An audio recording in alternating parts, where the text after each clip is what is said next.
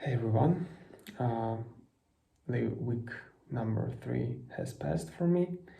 I didn't have much time and the second half of it. I mostly practiced at the midnight or so I didn't have time to do so much new stuff.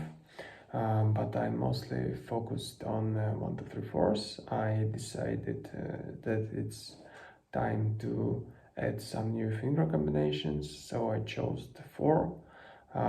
It's 1, 2, 3, 4, 1, 2, 4, 3, 1, 3, 2, 4, and 1, 3, 4, 2. And I started with 2200 BPM to gradually improve it to and increase the speed to 300 BPM. But after 2 or 3 days, I noticed that my muscle memory and my brain didn't quite get so much finger combinations at once, so I decided to choose one of them, and it happened to be the 1, 2, 4, 3 one. So I practiced only this one of 3 new to get it to the point when I can play it at 300 BPM on the 5th fret. So I'm glad that I achieved that goal. Today I played it at 300 BPM. There is a problem with my ring and pinky fingers and that finger combination. When I to play it staccato, there is not much you need to do, but when you do it legato, there is a problem that starts to occur, to me at least. So when I'm pressing down the string with my pinky finger, I need to first press the same string on the next fret with my ring finger, and only then to lift up my pinky finger. And this motion is not natural for me, for my fingers, so that muscle starts to burn and to get tired and to feel some pain pretty quickly. At the 200 BPM it wasn't so bad, but when the speed is nearly 300 BPM, I started to feel that pain, that burn in my muscle, only about after 30 or 40 seconds, and I start to miss some notes. It's harder to play. I don't know what to do with it. I just hope that it would go away after a few more days or weeks of playing.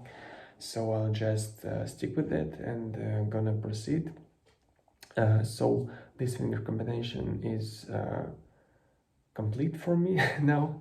I'm gonna maintain that speed and try to get it consistently for much time before my muscles start to be tired. Then I'll add another finger combinations for the next week. It would be 1, 3 to 4, so I'm looking forward to it. Next stop, fretboard knowledge. I continued practicing the final notes on all strings at once, and I increased my time a bit. Now the record is 1:35. I don't think I get this one on camera because I didn't record all my attempts, but it's the best time yet. So yesterday or day before yesterday, I decided to check if my fretboard knowledge is so great, as great as I thought it was. I did it just in changing order of the strings. So I started from the high E, then B, G, D, A, and low E. And the time was not as great as my usual time was when I started from the low strings, and that's because my brain, I think, got used to use some shapes to remember when the notes are in corresponding to the lower strings. So when I changed that order, it freaked out and couldn't help me with finding them. So I think I'm going to return to practicing fretboard knowledge with strings one by one. I think it's gonna make more sense to um, to remember all the notes positions independently of anything. So chord transitions, I did some chord transitions from module 5, then module 6, then I watched module 7 and ended the most tricky one for me yet, it's B7. The results are in the post. And the strumming, I got the PDF from module 6. I practiced it a bit, but not really. I just practiced it for 2 days, and then I'll ended up practicing after midnight 3 days in a row, so I couldn't play loudly and I didn't practice the strumming or chord transitions these days. So that's where I'm now. I'm glad that I reached the 300 BPM speed with my 1, 2, 4, 3 combination, but I didn't quite happy with other routines, so I hope that next week will be much better. I'll try to practice more in the morning or in the afternoon.